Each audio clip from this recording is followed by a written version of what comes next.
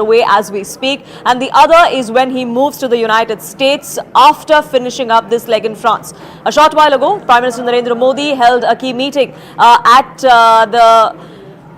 for the India-Middle East Economic Corridor. That's something that he and the French President spoke about. Consulate in Marseille was opened up as well. After this, he is going to be sitting down with US President Donald Trump when he travels to Washington.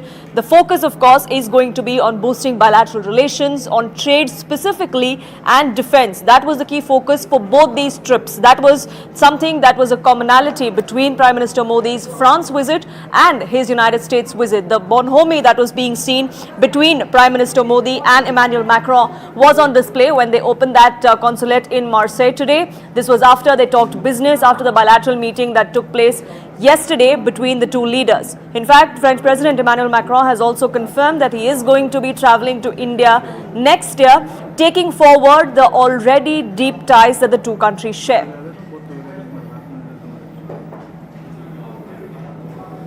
The bilateral component of the visit started with the two leaders jointly addressing the India-France CEOs Forum, which saw the participation of leading businesses from both countries in a variety of areas. In the room, the Prime Minister acknowledged the key role being played by business leaders in both countries in bringing our two countries closer together and promoting our bilateral relations, and invited French companies to explore new opportunities in the India growth story. प्रधानमंत्री जी से आप मिली, क्या बोला आपने उनको? कुछ बात संवाद हो पाया उनसे? बात संवाद तो नहीं हुआ, बट मैंने उनसे हाथ मिलाया, हैंडशेक किया, लेकिन उनकी पॉजिटिव वाइब मुझे फील हुई। लाइक वो जैसे गुजरे तो बहुत अच्छा लगा मुझे। लाइक उनका वेट करना वर्डफुल था। So it's a very good day for me. It's a very good day for you. या आपको कैसा लगा मिलके पीएम साहब से? बहुत अच्छा लगा। मैं उनसे मिली तब उनको दिल्ली में अभी जो जीत बीजेपी ने 27 साल तो उसके लिए उनको कांग्रेचुलेट किया दिल्ली की जीत के। जी उनको बधाई दी। उनको बधाई दी। मुमकिन है, मोदी है तो मुमकिन है। अच्छा ये बताइए, ये जो काउंसलेट बन गई है, इससे अब काम कितना आसान हो गया इंडियन कम्युनिटी? बहुत इजी हो गया। पेरिस जाना पड़ता था, लोड इजी हो जाता है साउथ फ्रांस वालों के लिए। और लियोन में वीएफएस कंसल्टेंट या कोई बिल्डिंग नहीं है इस समय। हमें पेरिस जाना पड़ता था, but now we can come to Marseille as well. ये सुना पूनम आपने? Which can help all the Lyon and the nearby communities who are Indians. Or it's a big relief. Yes. Because earlier people used to travel 700 kilometers, 800 kilometers. And we are thinking hopefully it will come in Lyon also. Okay. New consulate in Lyon. Modi ji को thank you बोला इसके लिए। Okay अच्छा, सबने देखा, मोदी सबने मिल लिया, कोई छूटा तो नहीं? हाँ जी, आप कुछ बोलना चाह रही हैं? हाँ बताइए। I'm very happy. You're very happy. What's your name? My name is Aarti Dubey, and he is my ideal. Not recently, but since very long. Since very long, okay. When he was not even the prime minister, so it was like my dream day. Siddhant now joining us, getting us the mood and feel from on ground. Siddhant, the last leg of Prime Minister Modi's France visit is still underway. We are going to be seeing the two leaders take a tour of that thermonuclear power project, of that power plant as well, isn't it? Well, that's right, Poonam. In fact, in a short while from now, I've been told that we could get footages of President Macron and Prime Minister Modi visiting ITER, which is a thermonuclear experimental reactor, which is few kilometers away from Marseille. Both leaders have already left Marseille to visit that place. This would be the first time that any Indian leader is visiting that site. India has been a part of ITER since 2006. Poonam, India has immensely contributed to that project. In fact, there have been mention of Jules Howitz and other components regarding that project in the joint statements released by both sides during the previous meetings of President Macron and Prime Minister Modi. But this is the first time that both leaders have decided to go to that place. In fact, there are hundreds of Indian engineers, workers working on that site. So when it comes to cooperating in the field of nuclear energy, then in nuclear fission, both countries have been partners since 2008, since the civil nuclear agreement forged between the two sides. In fact, France has been supporting India's ambitious nuclear energy vision. In fact, today also there has been an MOU which has been signed to develop small advanced modular reactors for the same. But as far as nuclear fusion is concerned, in that domain also, India and France are closely cooperating. Right, as far as nuke technology is concerned, both countries are looking to strengthen and boost their ties. We did speak about the India, Middle East, Europe corridor. That's something that both leaders spoke about as well, Siddhant, isn't it? There was a brief presentation that was given about the project, what the status lies, what it is that France could be getting out of this. And this is only going to be strengthened next year when Emmanuel Macron, the French president, travels to India.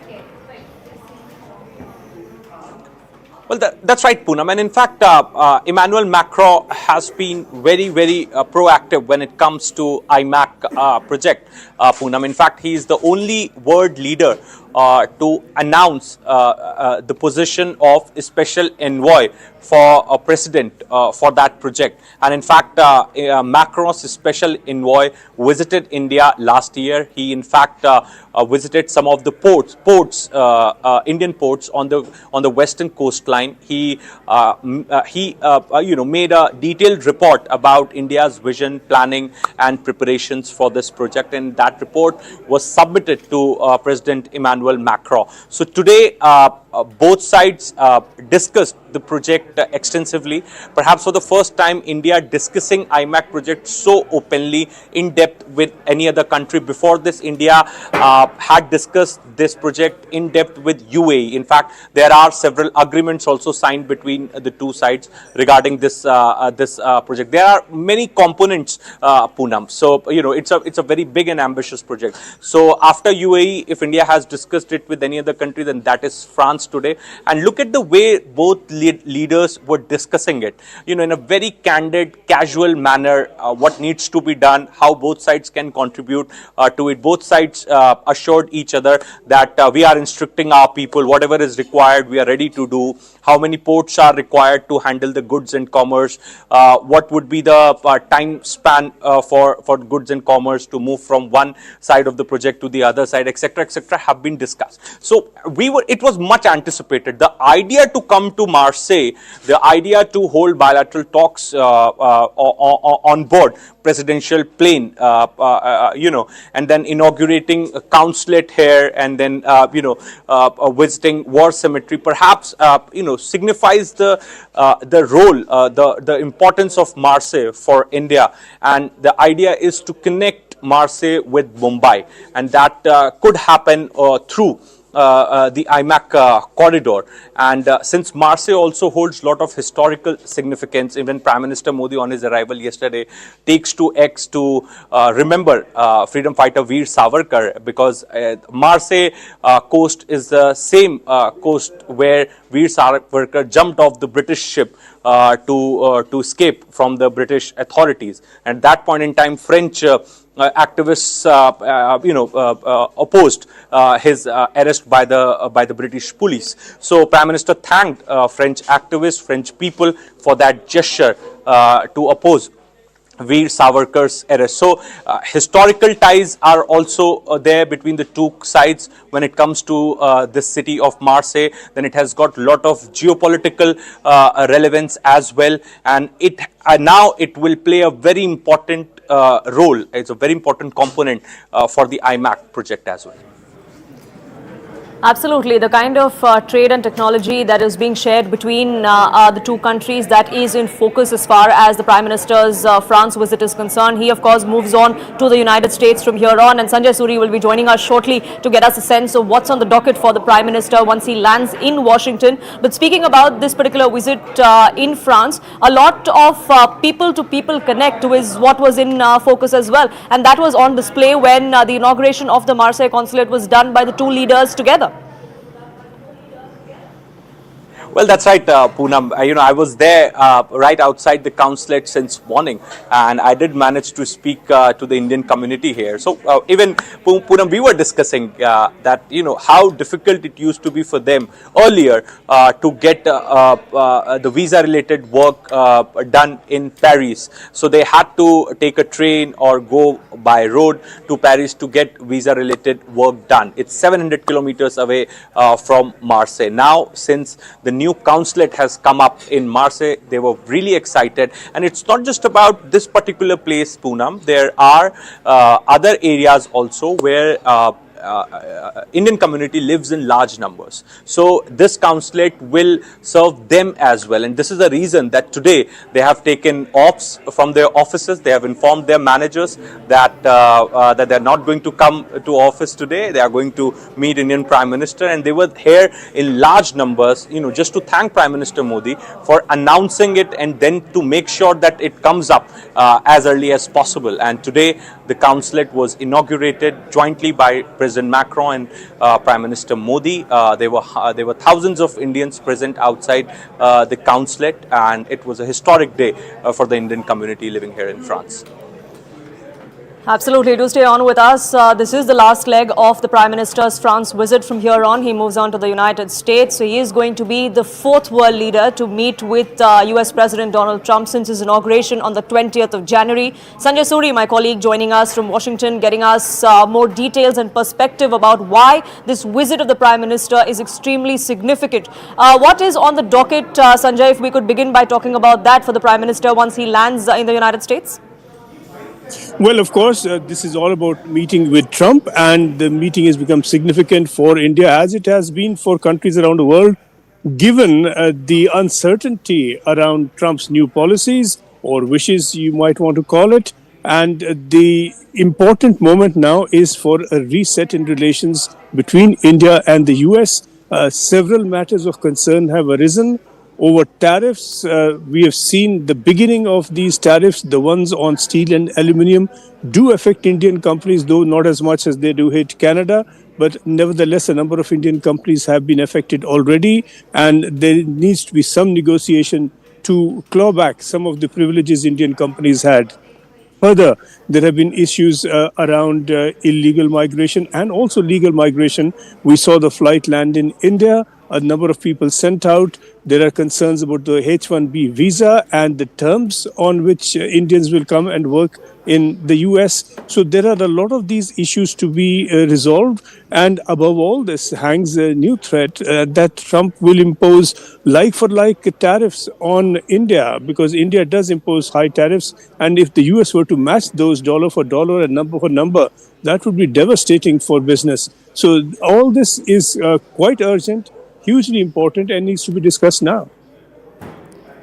And defense is going to be high on agenda, both as far as France and United States go. I'll come back to Siddhant about what was discussed and what was signed, or those key deals as far as the defense sector goes and boosting cooperation in that. But as far as Trump goes, Sanjay, he has made it clear that he wants allies like India to buy more American-made weapons. So that's something that is going to be discussed in detail by the two leaders when they sit down at the White House? That certainly will come up because that's a double interest for Trump. He does want, and the US does want, to build up strategic relations with India, without doubt, particularly with China and the Pacific region in mind. But at the same time, Trump is not about to pour billions of dollars into this. He wants India to buy the weaponry, buy the defense systems from the US, so that this would be intended as a large sale of military goods to India, and at the same time build up strategic ties. Trump seems keen to build those ties so long as India pays for the military teeth that will take.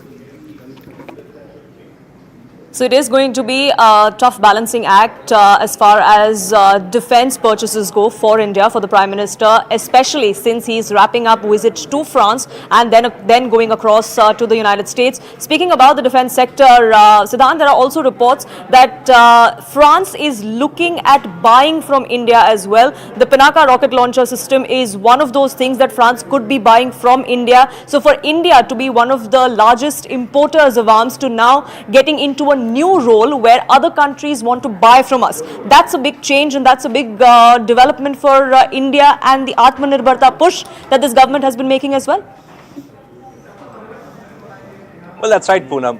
In fact, since 1960s, India has been buying defense equipments from France, Poonam, from Mirage aircrafts to Rafales, now Rafale M, Scorpion submarines, etc., etc. This time around, for the first time, Poonam,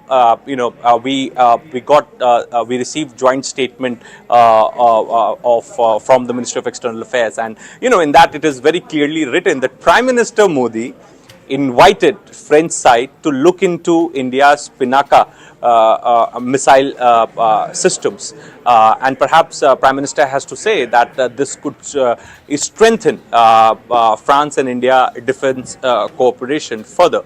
So this is for the first time that India now not only wants to see France as a defense as a seller, but also wants to look at possibility or perhaps to explore options where France can buy made in India defense products, made in India products, starting from Pinaka rocket missiles. And as you're aware, Poonam, that India has been pushing for Pinaka missiles to various other countries. In fact, India has been pitching for it. Even Armenia has bought Pinaka missiles from India. So now, today, during the bilateral talks, Prime Minister Modi tells this to President Macron that he wants French teams to look into India's Pinaka rocket missile systems.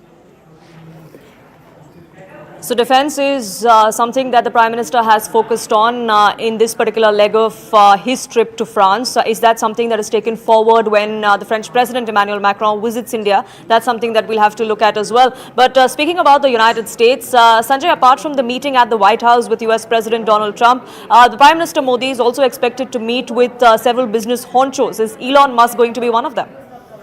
Well, that seems very likely, and that should be an interesting meeting.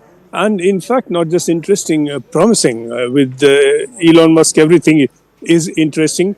But Musk is well disposed towards India, and his dispositions do count these days. He has spoken of India's election system and accounting system with much praise, and he says India counted upwards of 600,000 votes in a day, and California was counting its votes weeks later. He has spoken of the H-1B visa as the avenue for growth and innovation in the US. And the H-1B visa that route is populated mostly by Indians. More than 70% of these visas go to Indians. And he has said that when he was at school and studying his engineering, he found that it is mostly his Indian batchmates who were at the cutting edge of developing technology. So it is his experience through his own training and also through his observation and experience as a businessman that Indians bring a lot to the US, and that it is so much at the cutting edge that the US will lose its pole position if it were to surrender that Indian option. So that is something that he is very keen to embrace and adopt, partly as a result, or perhaps even substantially as a result of his statements on the subject. The US has not quite taken a position against the H-1B visa, despite the anti-immigration wave that is really sweeping the US. So Musk would be a very promising meeting. And speaking of that immigration and the recent deportation of illegal Indians that was done to India here, at least over 104 of them that were sent back, all of whom had overstayed their visas. There are many more flights like this that are expected to come in from the United States, is what both sides had confirmed. But there was this sense of the kind of treatment that was meted out to these people on board that military aircraft when it landed here in India. Is that something that could be taken up as well? Because a lot of hopes are being pinned on the Prime Minister to do so. Almost certainly that will be taken up. And the official word from the Indian government is that the Indian government has registered its concern. That was by way of a formal statement, but most certainly that will be taken up. India has said that it will take back all illegal migrants whose Indian original nationality can be confirmed. So India is prepared to do that, but it will want a humane transfer and not people in chains and shackles, as we saw on that particular flight. We do need to remind ourselves that was not the first flight. There have been many, many such flights. But this one got attention because it was the first with Trump now as president on his second term. So there have been a number of flights. The one before this arrived in September 2024 in India. That was a civilian flight. Nobody was shackled, nobody was chained. And in 2024, well over 1,000 such migrants were deported to India. This has been going on for the last 15, 20 years. Every year, a number are deported. The question is whether that number will rise now under Trump's new policies. That rise potentially could reach alarming levels. There are several hundreds of thousands of Indians in the US illegally, it is widely believed. And if a very substantial fraction even of those were to be sent to India, that would create a good deal of upheaval both in the US, in the community, in their families, and also in India. Absolutely. So a lot is riding on the Prime Minister's United States visit. This even as he's just about wrapping up his visit to France. The last bit before he embarks and emplanes for Washington DC is the tour of the thermonuclear power plant. That's something that India has been highlighting as well, because that has a stamp of Make in India. France and India are the two key partners, even though this project has about 30 odd more countries. But France and India are the highlights of this particular project, which could be path-breaking if that technology can be applied in a larger sense as well. That's something that we'll keep an eye out on. But at the moment, Siddhant and Sanjay, thank you so much for getting us your insights on Prime Minister's this visit. In fact, CNBC TV 18's Parikshit is also in the United States. He spoke with some of the members of the India caucus there about why they are looking forward for Prime Minister's US visit. Take a look. Give us a sense of what's your hope and expectation from Prime Minister Narendra Modi? Well, I think Prime Minister Modi has shown what an influential person he is in Indian politics, probably the most influential person since Gandhi. His ability to win elections, to influence policies, to grow the economy, to grow worldwide strategic importance of India. It will be the third largest economy in the world probably within the next 5 years. Has unbelievable buying power with 1.47 billion people. It has an incredibly influential diaspora here in America, making up about 1% of the population, but paying 6% of the taxes. In other words, the most affluent, successful people in America being the most affluent, successful country in the world. That's a very powerful position to come from. That said, when Prime Minister comes here, and he's had a very good relationship with President Trump in the past, they've done not only meetings together, they've actually done rallies together in Houston and other places. And so it's going to be interesting to see how these people who come from very powerful nations strategically develop their future when it comes to economy, when it comes to military might, when it comes to world vision. We see most things on the same light. We have a similar constitution. We have a similar outlook on world politics. There's a couple of things I'd like to see refined. I'd love to have better military sales to India, but with that also I'd like to see India not sell oil back to Europe to fund the war against Russia and Ukraine. I just don't want to see that happen. So I think we have some important things to talk about: trade fairness and that specific issue of oil sales. But overall, really value India as a strategic ally, somebody I want to see strengthen into the future so we can stand up, especially in a very important region. What does Prime Minister Modi expect from this trip, and what can we realistically achieve? Well, I think first off, he's looking to reassert his friendship with President Trump and to reassert partnership between these two countries. I think it's pretty significant that Prime Minister Modi will be just the fourth foreign leader to meet with President Trump since he took office. I think that it says something about how important this administration views the relationship with India. And, this is going to be a bit of an unusual meeting in the sense that these are early days for the administration. A number of key posts in this administration focused on India have not yet been filled. So I don't think that we should expect major substantive discussions and splashy deals, but I think that there will be a lot of opportunities for the Prime Minister with President Trump and other senior officials that he meets with to chart out priorities for the relationship. But I do think that we will see the transactional side of the strategic partnership too. I suspect that there will be some discussion and some asks, so to speak, from President Trump and perhaps from Prime Minister Modi on a variety of things, whether you're talking about trade or energy or whatever the case. Let's talk about trade. We have a $35 billion trade surplus with the US. What could be the immediate asks from the US side? So I don't expect any immediate specific asks. I think that the Indian government has been very savvy in terms of how it's approached the administration on the issue of trade and tariffs. India has indeed reduced some tariffs in recent days. It had signaled publicly that it was willing to do that. And so I think that makes it less likely that you're going to have a sharp demand from Trump. But I do think that, as you say, this trade deficit is very high and it's not in America's favor. I think that there might be a bit of a push from President Trump to do more, but I see this as an opportunity for India. We'll keep a track of what's transpiring there. The last leg of Prime Minister Modi's France visit is just about to end. He then emplanes for Washington, D.C., where he meets US President Donald Trump, among others. We'll keep a track of that and much more here on CNN News 18. For now, it's time for a quick break.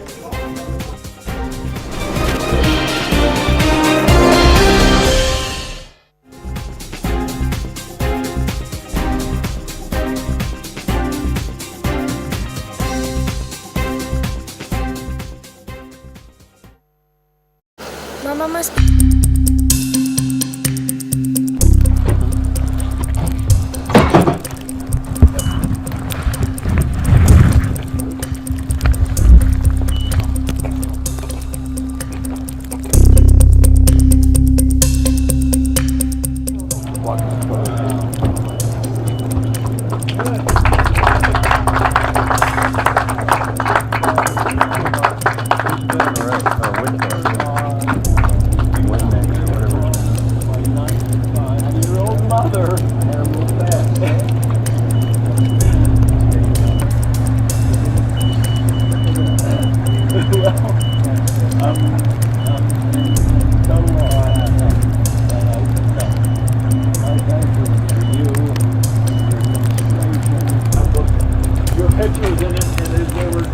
Giving me the shakedown. We're looking through it, and I have the picture of you and my mom.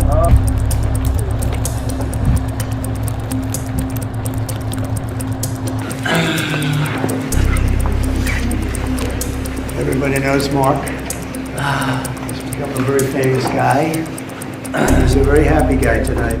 I feel like the luckiest man on earth right now. And I want you to know that I am not a hero in this at all. And President Trump is a hero. These men that came from the diplomatic service are heroes.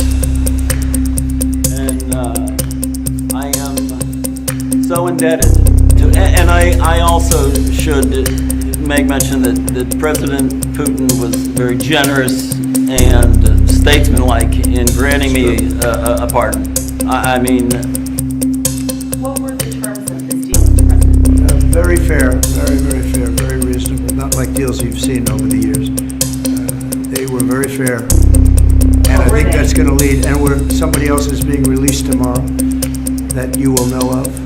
But we wanted to get this done. Very important. And Steve wanted to actually fly over and get Mark and get him home properly, because it could be a pretty tough trip.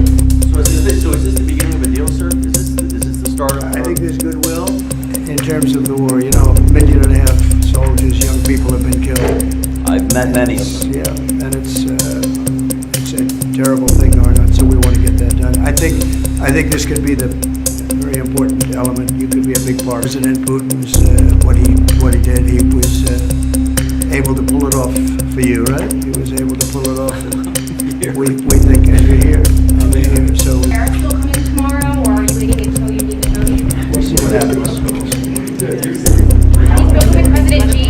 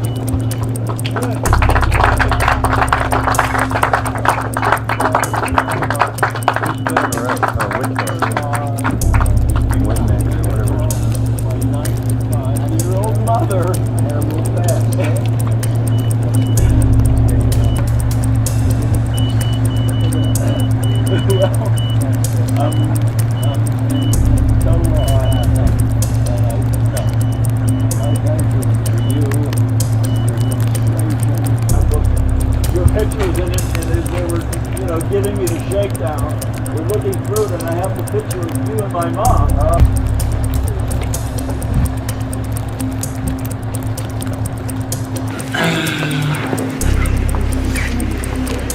Everybody knows Mark. He's become a very famous guy. He's a very happy guy tonight. I feel like the luckiest man on earth right now. And I want you to know that I am not a hero in this at all. And President Trump is a hero. These men that came from the diplomatic service are heroes.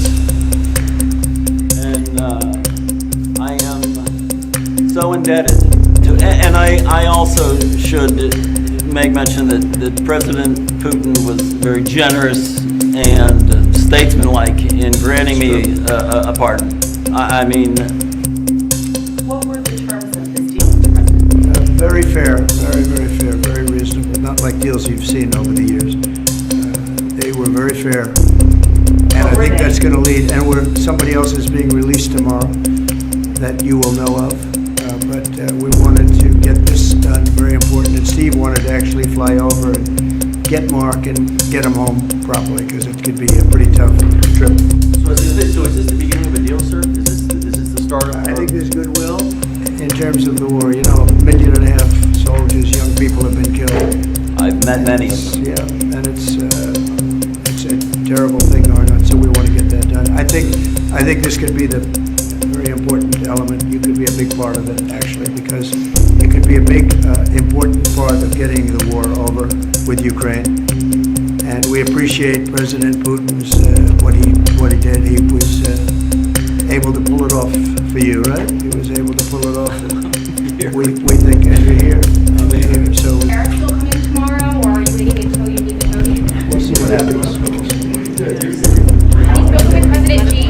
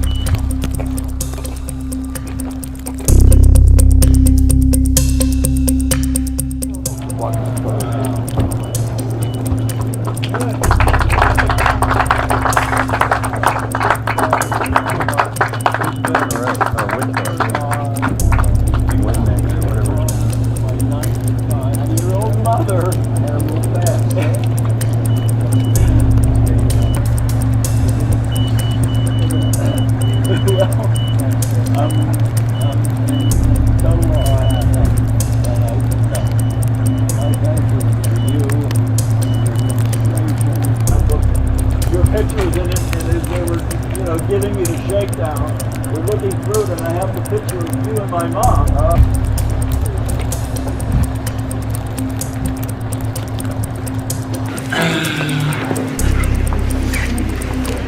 Everybody knows Mark.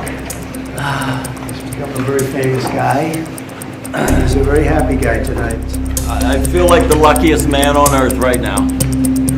And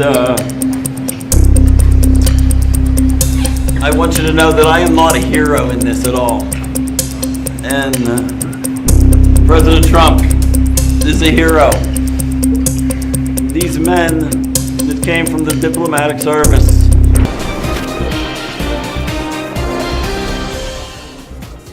Thank you for staying with us here on CNN News 18. This is Nation at 5 with me, Poonam Burde. A setback came to the fore for former Congress MP Sajjan Kumar. He was convicted by Delhi's Rouse Avenue Court in the 1984 anti-Sikh riots case. The case is linked with the killing of a father and son duo in the national capital Saraswati Vihar in 1984. That's the case that he was on trial for decades now, but has finally been convicted by the Rouse Avenue Court today. Sajjan Kumar is currently serving a life sentence in another case that's related to the anti-Sikh riots. This verdict, of course, is being hailed by not just victims of those riots, but by Congress's political rivals, the BJP, as well. 1984 के Sikh कत्लेआम case में आज सज्जन कुमार को एक और case में court ने दोषी करार दिया। कोर्ट ने माना कि जसवंत सिंह, जो सरस्वती विहार पुलिस स्टेशन 1991 की FIR है, उसमें वो दोषी हैं, उन्होंने उसका कत्लेआम किया। 1984 के अंदर जिस तरह से बेरहमी से सिखों के गले में टायर डालकर कांग्रेस ने आग लगाने का काम किया, आज एक एक करके वो सारे पाप उनके सामने आ रहे हैं। लगातार गांधी परिवार और कांग्रेस सज्जन कुमार, जगदीश टाइटर, HKL भगत या कमलनाथ को बचाती रही है। मैं धन्यवाद करता हूं देश के प्रधानमंत्री नरेंद्र मोदी जी का, जिन्होंने विशेष तौर पर SIT बनाकर और इन सब लोगों को जेलों में डालने का काम किया और परमात्मा ने आज इंसाफ दिया है। हमें तसल्ली है कि आज इस केस में फिर से सज्जन कुमार दोषी करार हुआ है और मेरा मानना है कि कोर्ट जब सजा सुनाएगी तो जरूर उन्हें सजाए मौत या उम्र कैद की सजा दी जाएगी। Today, the CBI Special Court Judge Kaveri Baveja has convicted Sajjan Kumar for the murder of two Sikhs in 1984, Sikh genocide. Now, this is a case involving the murder of Jaswant Singh and his son Tarandeep Singh. Now, this case was closed by the police. It was reopened after this Modi government appointed SIT in 2015. This case was reopened. Now, we are so grateful to the court. We are also grateful to the public prosecutor Manish Rawat and the IO Jagdish Kumar, who worked very hard on this. Now, on 18th February, the court will pronounce the sentence. जो शरेआम जो सिखों का 40 साल पहले कत्लेआम किया, जिसको lead कर रहा था सज्जन कुमार, 40 साल से इंसाफ मांग रहे थे और ये कहीं ना कहीं वो जो जख्म है उनके ऊपर मलहम लगाने का काम जो आज होगा, ये इसके लिए मैं जज साहब का, कोर्ट का धन्यवाद करता हूँ।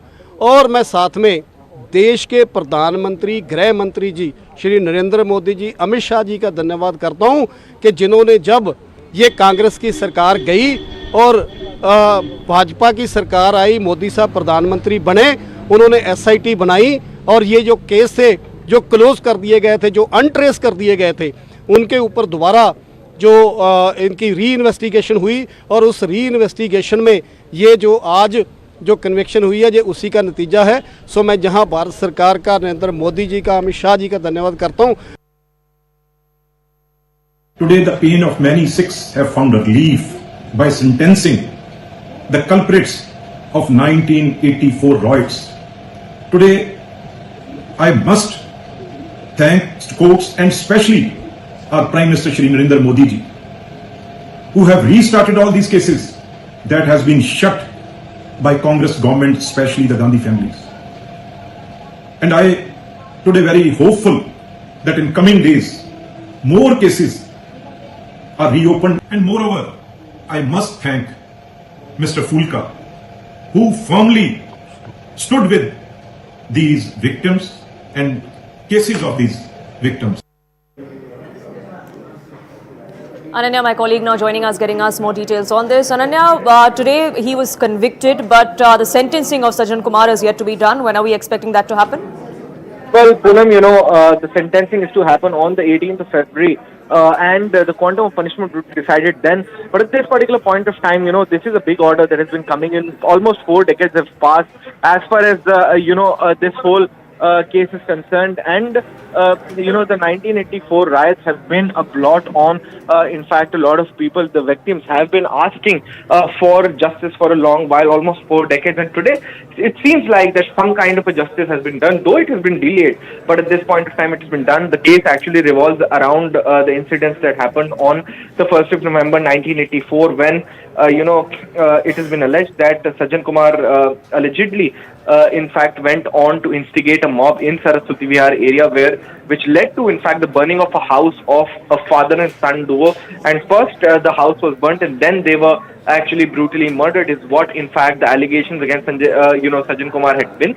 And today, finally, he has been convicted by, in fact, the special CBI judge here of Rouse Avenue Court in the National Capital. Now, Sajjan Kumar is already in jail. He's been convicted in another related case for the anti-Sikh riots. He's serving a life sentence, if I'm not mistaken, in that particular case. So it'll be interesting to see, Ananya, what kind of punishment is meted out in this particular case if that sentence has to be served concurrently by Sajjan Kumar. Well, definitely, the prosecution will be demanding, in fact, a death penalty for Sajjan Kumar in this particular case. However, how much of it does it play up with the court is something that we'll have to wait and watch for. But at this particular point of time, he has been convicted. The prosecution says that it will be pushing for, in fact, a death penalty into this particular case. If you remember, that these cases were actually reopened for investigation by a special SIT that was constituted in the year of 2015, and now finally a conviction order coming in almost 10 years after that reinvestigation was actually initiated is something that the victims are actually happy about. But what would the sentence be, whether it would be a death sentence or a life imprisonment, that is the minimum, is something that we'll have to wait and watch for by the next date of hearing. Right, Ananya, thank you so much for getting us the latest on that front. We'll keep a track of when the court hears the case next, when the quantum of sentence comes to the fore on the 18th of this month. For now, it's time for a quick pause here on this edition of Nation at 5, but we'll be back in just a few minutes. Do stay tuned.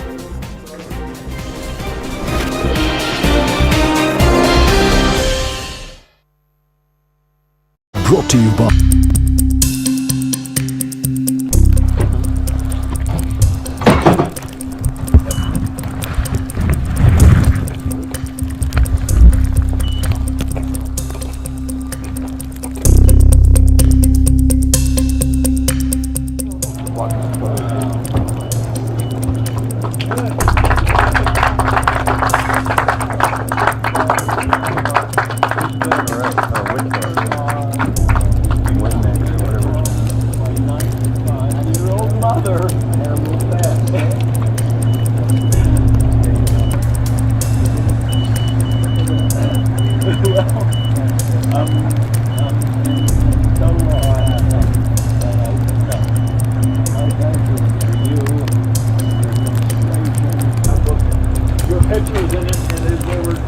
giving me the shakedown. We're looking through it, and I have the picture of you and my mom.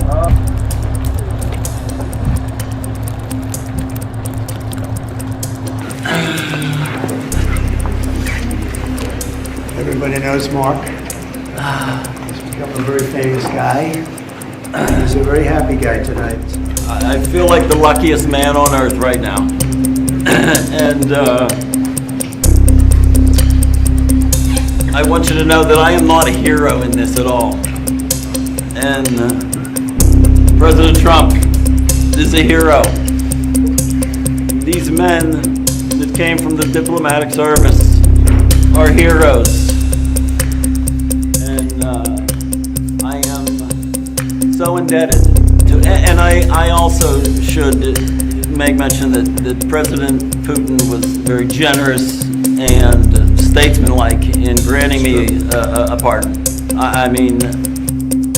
What were the terms of this deal, Mr. President? Very fair, very fair, very reasonable. Not like deals you've seen over the years. They were very fair.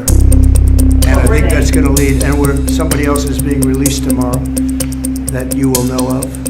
But we wanted to get this done, very important. And Steve wanted to actually fly over and get Mark and get him home properly, because it could be a pretty tough trip. So is this the beginning of a deal, sir? Is this the start of... I think there's goodwill in terms of the war. You know, 1.5 million soldiers, young people have been killed. I've met many. Yeah, and it's a terrible thing going on, so we want to get that done. I think this could be the very important element. You could be a big part of it, actually, because it could be a big, important part of getting the war over with Ukraine. And we appreciate President Putin's what he did. He was able to pull it off for you, right? He was able to pull it off. We think, and you're here. So Eric still coming tomorrow, or are you waiting until you need to know? we'll see what happens. Real quick, President Xi.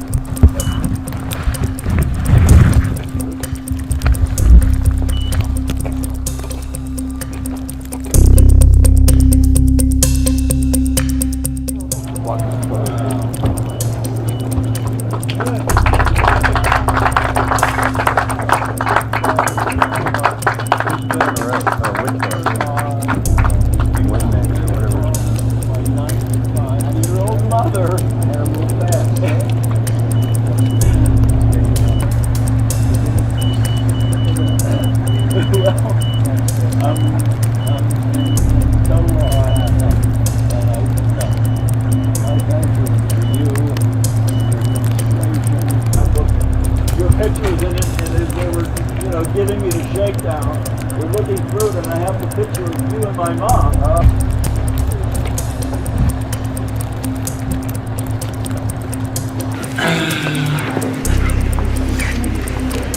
Everybody knows Mark. He's become a very famous guy. He's a very happy guy tonight. I feel like the luckiest man on earth right now. And I want you to know that I am not a hero in this at all. And President Trump is a hero. These men that came from the diplomatic service are heroes.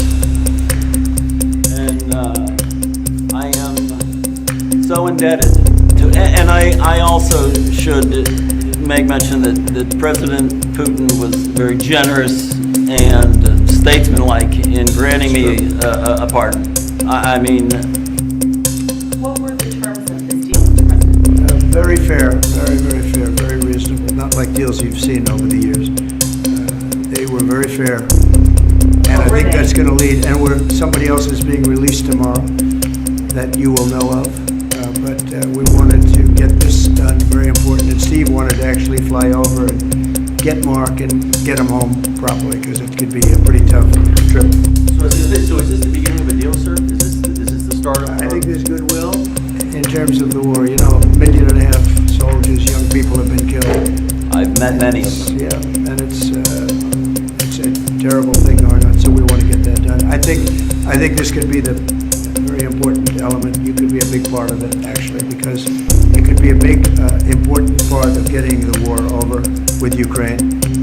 And we appreciate President Putin's what he did. He was able to pull it off for you, right? He was able to pull it off. We think, and you're here. I'm here. So Eric still coming tomorrow, or are you waiting until you need to know? we'll see what happens. How do you feel with President Xi?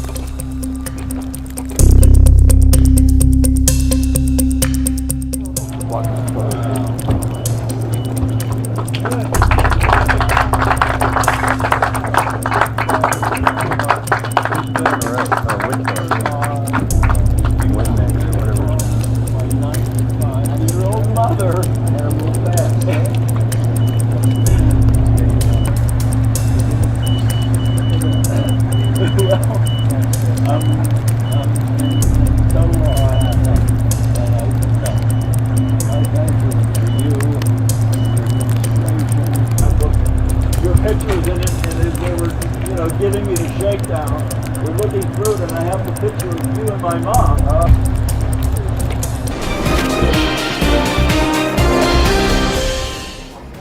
Welcome back. You're watching Nation at 5. The controversy over Ranveer Allahbadia's crass comments that he made on a YouTube show are escalating much further every single passing day. Samay Raina, the comedian whose show it was, is currently not in India, but all those who were on that episode that has now gone viral have been booked, have been summoned for questioning, include Ranveer Allahbadia, the podcaster. The National Commission for Women has also summoned all of these on the 17th of February. Meanwhile, at least 2 FIRs have been filed, one in Mumbai and one in Guwahati, against not just Ranveer Allahbadia, but several others who featured on that show as well. India's Got Latent is the show which features on social media on YouTube. This particular clip, of course, has been taken off by the social media platform after notices were sent by the NHRC to YouTube over it. आप कौन है? अपूर्वा के कौन है आप? आप तो बता दीजिए। Excuse me, आप एक जगह पे रुक के हमसे बात कीजिए। आप एक जगह पे रुक के हमसे बात कीजिए। मुझे अटैक कर रहे हैं। कौन अटैक किया? Ma'am, we are not attacking. We are trying to understand. बात करके खत्म ठीक नहीं थी। कौन है आप कुछ बताइए ना। क्या आप रिलेटेड हो अपूर्वा से? पुलिस ने क्या पूछताछ की है? Mayuresh, my colleague, now joining us, getting us more details on this. Mayuresh, several of those people who were part of that particular episode of India's Got Latent were summoned. One of them was questioned today as well. Any details of what exactly transpired during that questioning? No, Poonam, we haven't got any kind of details from the Mumbai Police Khar team, but what is more interesting that the FIR which has been, we can say formally, officially lodged by the cyber security cell of Maharashtra Police, they have basically filed an FIR against 30 people, and what we are learning is that they are going to summon, or they have already summoned all those panelists who had appeared on the show. So it is not only pertaining to one episode which due to which the entire controversy started, but Maharashtra Cyber Security Cell is basically going through all those episodes which got aired, because this particular show was known to use this kind of abusive language, as well as in modern terms they call it roasting. So that's why they are going through and scrutinizing all those episodes, and hence they are calling all those panelists who had appeared on the day, including Urfi, including Rakhi Sawan, including Tanmay Bhatt and other people. Ranveer Allahbadia is named in all of these FIRs, including the one that has been filed in Mumbai. Any details of when he could be questioned next? So Maharashtra Cyber Security Cell basically have summoned all of them from tomorrow. They have asked them to appear in front of them to record their statement. Even Ranveer Allahbadia got that summon. That's the information we are getting. But Mumbai Police Cyber Security Cell is yet to hear from Ranveer Allahbadia that when he is going to appear. So it would be interesting to see that from tomorrow who all appears and records their statement to cyber security. Right, do keep a track of that, Mayuresh. But for the moment, thank you so much for getting us the latest on that front. Mahakumbh is currently underway in Prayagraj. Crores of devotees are taking the holy dip in the Triveni Sangam. So far, at least 46 crore of them have done so. It's a 45-day period. Today is one of those special occasions where several devotees have thronged Prayagraj to take that holy dip. It is Maghi Purnima today. But in the wake of that, there have been massive traffic snarls. There has been extreme crowds that have been witnessed in Prayagraj, so much so that the state government has had to take many steps to mitigate that particular inconvenience. Several temples and shrines in the vicinity of these ghats were also shut down to ensure that there's a smoother flow of people and vehicular movement. Politics has erupted on the sidelines as well, especially as far as traffic management goes. That's something that the Chief Minister himself has countered, accusing his political rivals of politicizing every single thing that's related to spiritual and cultural beliefs of many Indians.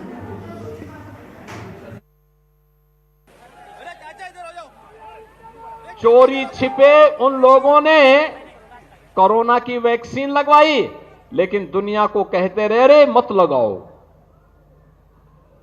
ऐसे ही चोरी छिपे, वो तो आज के दिन पे बहुत कोई छुप नहीं सकता।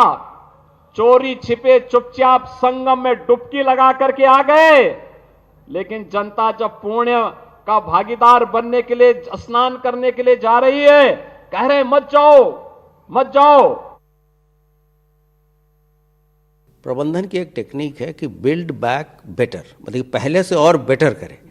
तो अगर कोई बात हुई है तो उसको हम एक अपॉर्चुनिटी के रूप में लें, और जो कम्युनिटी को का फीडबैक इंक्लूड करके हम चीज़ों को और बेहतर बनाएं। हम लोगों ने लखनऊ में भी एक वार रूम बना रखा है, जहाँ से लाइव फीड हम प्रयागराज क्षेत्र का ले रहे हैं। और जैसा कि आप अवगत हैं कि लगभग 2500 से अधिक कैमरे हमारे एक्टिव हैं, और उन सभी का लाइव फीड हमारे ICCC जो प्रयागराज में है वहाँ जाता है और यहाँ भी देखा जाता है। लगातार श्रद्धालुगण आ रहे हैं और लगातार स्नान करके और वापसी भी हो रही है। माननीय मुख्यमंत्री जी लगातार स्वयं मॉनिटरिंग कर रहे हैं और निर्देश है कि सभी श्रद्धालुओं को उचित प्रकार से उनका आवागमन रखा जाए, किसी प्रकार की परेशानी उनको ना हो और स्नान करके सकुशल उनकी वापसी कराई जाए। सभी लगभग 322 से ऊपर सिविल ऑफिसर्स, लगभग 9000 फोर्स हमारी जो लगी हुई है, लगभग 60 से ऊपर जो हमारी RAF और CAPF होती है उसकी कंपनीज लगी हुई हैं और ट्रैफिक पुलिस हमारी लगी हुई है। साथ साथ ही हम लोग NCC का, NSS का भी सहयोग और स्वयंसेवी संस्थाएं जो हमारी हैं, सिविल डिफेंस का सहयोग भी हम लोग ले रहे हैं ट्रैफिक मैनेजमेंट के लिए। किस तरह की तैयारी आप लोगों ने की है अब कि ऐसे ही सामान्य बना रहे?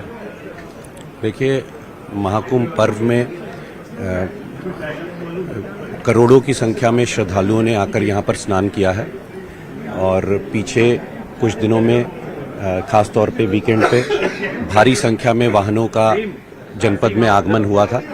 हमारी जो ट्रैफिक योजना है वो कई माह से उसको तैयार किया गया, जिसमें अलग अलग मार्गों से आने वाले वाहनों को अलग अलग पार्किंग्स में डायरेक्ट करने की योजना है और उसका उद्देश्य यही है कि जो भी श्रद्धालुगण आते हैं उनका जो अनुभव है वो सुगम रहे, सरल रहे, सुखद अनुभव रहे।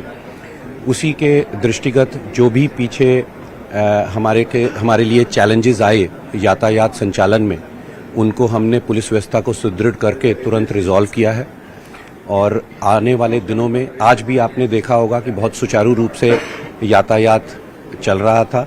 जो विभिन्न मार्ग हैं जिनसे जनपद में वाहनों का आगमन होता है अलग अलग जनपदों से, चाहे वो लखनऊ से होता है, वाराणसी साइड से, कानपुर साइड से और दक्षिण में चित्रकूट, रीवा, मिर्ज़ापुर साइड से, उन सभी मार्गों पे यातायात का संचालन आज बहुत अच्छा रहा है और शहर के अंदर भी कोई जाम की स्थिति नहीं होने पाई है।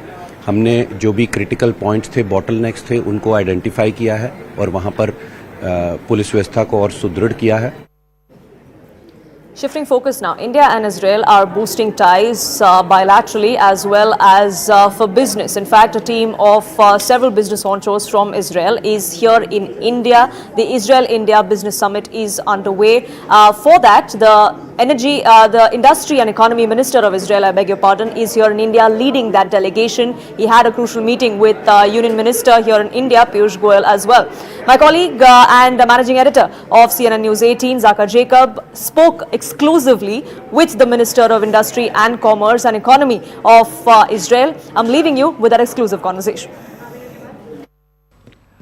All right, so the largest delegation of Israeli CEOs, over 100 of them are here in India, led by the Economy and Trade Minister of Israel, who's kindly agreed to come and join us on this podcast here on CNN News 18 at Brass Tacks. Mr. Neir Erakat, thank you very much for joining us. Thank you, Zaka. So let's start with, what are 100 Israeli CEOs doing in India and what are you doing leading them here in India? You have a war to catch up on. Well, it's interesting. I was here in December meeting His Excellency, my friend Minister Piyush Goyal, and we talked about the opportunities and mutual threats we have between India and Israel, the geopolitics, and we thought that the best thing to do to increase the collaboration between the two countries, that I bring a mission here and then he will bring a mission to Israel and we will get the two businesses collaborating more together. So I'm very happy with the delegation that we brought here. It's by far the largest ever delegation leaving Israel, and it's to India. And the people that we brought are CEOs in health tech, in agro tech, in defense, in advanced industry, things that are interesting both for Israel and India. I have to say that I see India as the next big thing. I think that India of tomorrow is not just a big local marketplace, it's a regional and actually international global hub. One of the questions that does pop up is, how do we do business with an active war going on? What do you say to them? We never, Israeli technology never lost a day of delivery. We had, unfortunately, rounds of violence in our region, but you see that our companies that do export, that do a lot of collaboration globally, you don't feel it because we know how to deliver. As a matter of fact, it's actually the opposite. When we have a round of violence, immediately after that, there's a spike of innovation. Because, we're dealing with new challenges, and every round of violence is different. Now, understanding how to counter terror, how to beat terror, it's not just an Israeli challenge, it's also an Indian challenge, and many, many countries around the world asking us, how we're doing it. And for Israelis, what's interesting in India is two very important things. First of all, really good people to people. Yeah. Israelis love to travel, love to be in India. My daughter met her boyfriend, her beloved husband, here in India. Oh, wow. When they were both sort of post-army. Backpacking through India. And they love being in India. The second thing, which I think is very valuable, is the really strong relationship between Prime Minister Modi and Prime Minister Netanyahu. Yeah. So we have really good government-to-government relationship.